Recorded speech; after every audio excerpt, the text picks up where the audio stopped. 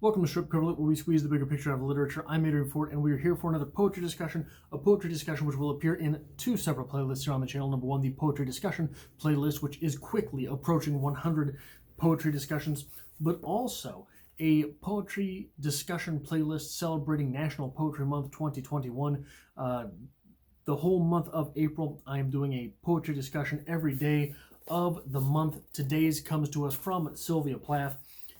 This month has been Mondays for Langston Hughes, Tuesdays for Sylvia Plath, Wednesdays for Charles Bukowski, Thursdays for Emily Dickinson, Friday for Charles Bukowski, again, Saturday for Robert Frost, and Sundays for a catch-all. The poem in question today from Sylvia Plath is titled Burning the Letters. And the reason I want to talk about it, I hope you'll bear with me, and I hope that it is not too trollish. I made a fire, being tired of the white fists of old letters and their death rattle when I came too close to the wastebasket. What did they know that I didn't? Grain by grain they unrolled sands where a dream of clear water grinned like a getaway car. I am not subtle. Love, and, well, I was tired of cardboard cartons the color of cement or a dog pack holding in its hate, dully under the pack of men in red jackets and the eyes of times of the postmarks. This fire may lick and fawn, but it is merciless. A glass case my fingers would enter, although they melt and sag. They are told, do not touch. And here is an end to the writing, the spry hooks that bend and cringe, and the smiles. And at least it will be a good place now, the attic. At least I won't be strung just under the surface, dumb fish with one tin eye, watching for glints, riding my Arctic between this wish and that wish. So I poke at the carbon birds in my house dress. They are more beautiful than my bodiless owl. They console me, rising and flying, but blinded. They would flutter off, black and glistening. They would be coal angels, only they have nothing to say to anybody. I have seen to that.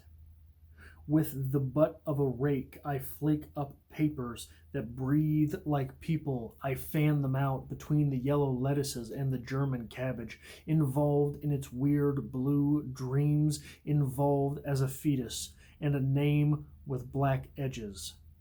Wilts at my foot, sinuous orchis, in a nest of root hairs and boredom, pale eyes, patent leather gutturals. Warm rain greases my hair, extinguishes nothing. My veins glow like trees. The dogs are tearing a fox.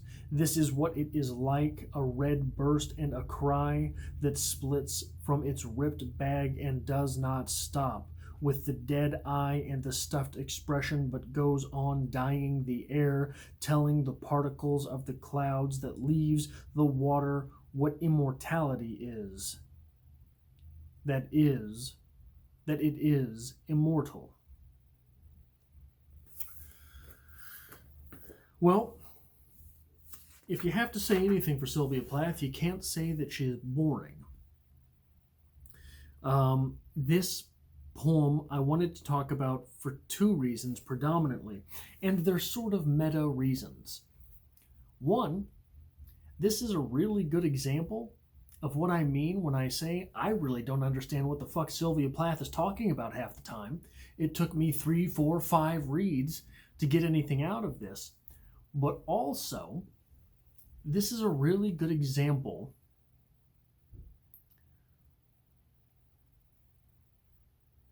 of poetry being created. What I mean is, there's obviously something at play here. There is a thing, the letters. There is an emotion, hatred, anxiety, heartbreak somewhere in there. That's where I'm reading it. Maybe I'm completely wrong. I think you're imagining Ted Hughes in this poem, right, being the writer of the letters, but whether you know that or not, I think that it's probable from a reader's stance to point at love letters being the letters in question. I mean, maybe it's the water bill. Those sons of bitches can get out of hand from time to time, too. But I think what we're talking about is some type of love letter or letter from a lover. And what happened? This is poetry being created. There is, like I said, the thing, the letters, and an emotional charge. But beyond that, it's a lot of words inflating things. It is sort of this really emo layer on top of things. Recently, in one of my Sylvia Plath discussions, I had a comment that was the first time I'd ever seen this type of comment. I've dealt with a lot of people who love Sylvia Plath, and I've dealt with a lot of people who absolutely despise Sylvia Plath. But I got a comment from someone who used to love Sylvia Plath and now can't stand the poetry. And it was a unique type of comment and sentiment that I don't think I've ever experienced or heard. To an extent, this is my experience with Chuck Palahniuk. I used to love Chuck Palahniuk, but that was when I had only read Fight Club. I read the rest of his stuff, and I've kind of soured on Chuck Palahniuk, but I still love Fight Club. It is a strange thing to me. I can't think of any writers like this for myself. I've got plenty of writers for which this has worked in the opposite. Robert Frost, I used to hate. Now I kind of like him. Sylvia Plath, couldn't stand Sylvia Plath because I didn't understand Sylvia Plath. I'm warming up a little bit to the delivery, certainly to the language. The language has always been something that intrigued me. But this sentiment of, I used to love that poet, and now I can't stand them. I can't stand their writing. I've never experienced that, but I have to admit, I can understand it, especially with someone like Sylvia Plath. And for me, that is because of all the work that goes into it. And one of the things that was left in this comment, I think, the way I interpreted the comment was that there was joy taken in the decryption of Sylvia Plath. Because there's a lot of decryption that goes on here. Whether you love her or hate her, I think you can admit that. There's a lot of decryption that's taking place when reading a Sylvia Plath poem, despite the fact that it's always fairly mundane things going on. It's setting on fire a pile of letters, right? Something like that. Something very emo in charge. Something very emo and melodramatic. I can understand one day waking up and deciding, you know what? It's not worth reading the poetry with a cipher. I can sympathize with that. I can level with that. I've never had that because most of my favorite writers are plain spoken to begin with. So I've never really built that, except for Emily Dickinson. So I've never really built that sort of tolerance to a poet. Never really built that sort of tolerance to a writer. And with Sylvia Plath, a lot of what's going on is decryption on a visual level. She gives us all of these, I made a fire being tired of the white fists. The white fists of old letters. Oh, okay. Crumpled up letters. White fists of old letters. Why do you have to say it like that, lady? Where do you get the impetus to say, oh, yeah, white fists of all letter? Yeah, no, that sounds good. I'm going to put that in there. Yeah, white fists. And